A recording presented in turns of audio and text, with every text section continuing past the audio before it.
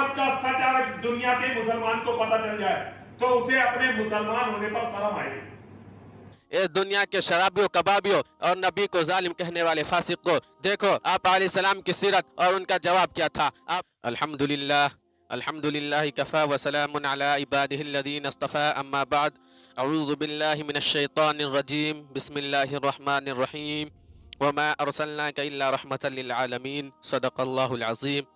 میں آپ حضرات کے سامنے نبی کی سیرت کو بیان کرنا چاہتا ہوں۔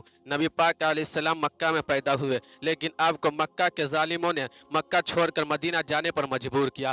جیسا کہ آپ علیہ السلام نماز پڑھ رہے تھے تو ولید حنظلہ مغیرہ جا کر آپ علیہ السلام کے گردن مبارک پر اجھلی ڈال دیا کرتا تھا۔ نبی پاک علیہ السلام کو اللہ تبارک و تعالیٰ نے مدینہ المنورہ میں 10,000 لشکر دی۔ آپ 10,000 لشکر لے کر مکہ کو فتح کرنے کے لیے نکلے۔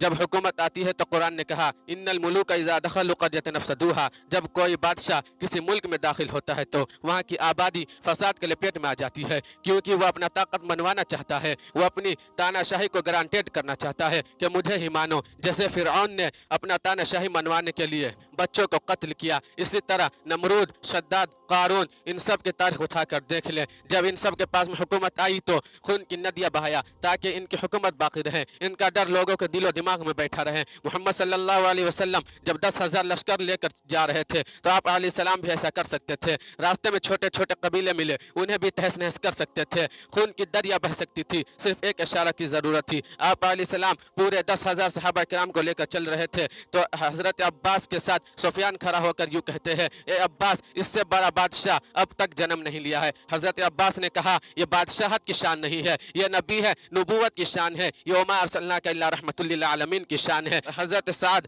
بن عبادہ رضی اللہ عنہ نے کہا الیوم یوم ملحمہ، اے ابو جہل کے چیلو، کل تک تم نے حضرت بلال حبشی رضی اللہ عنہ کو مارا تھا، کل تک تم حضرت خباب بن عرط رضی اللہ عنہ کو آگ کے انگاروں پہ لٹایا تھا، آج صحابہ کرام آ رہے ہیں، ان کے ہاتھوں میں تلوار ہے، تمہاری گردنیں ہوں گی، محمد کے شیر آ رہے ہیں۔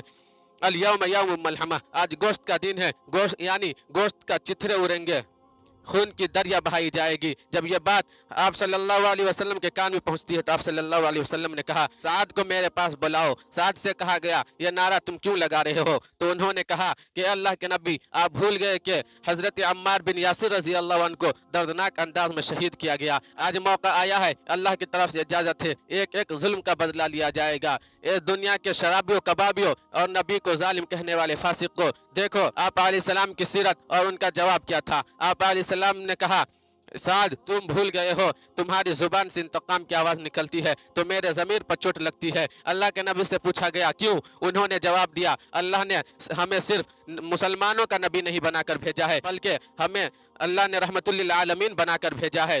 جاؤ کہہ دو ایک ایک کفار و مشرکین سے آج کسی بچے کو یتیم نہیں بنایا جائے گا، آج کسی عورت کو بیوہ نہیں کیا جائے گا۔ اذهبوا وانتم الطلقاء لا تثریب علیکم اليوم، آج سب کے سب آزاد ہے۔ آپ علیہ السلام معافی کا اعلان کر دیتے ہیں۔ آپ علیہ السلام کے انہی صفات کو دیکھ کر ایک Christian writer Michael H Hart نے اپنی کتاب دی 100 میں آپ صلی اللہ علیہ وسلم کو پہلا مقام دینے کے لیے مجبور ہو جاتا ہے۔ اس سے چند بات میں اپنی تقریر کو ختم کرتا ہوں۔ وما علینا الا حسبی ربی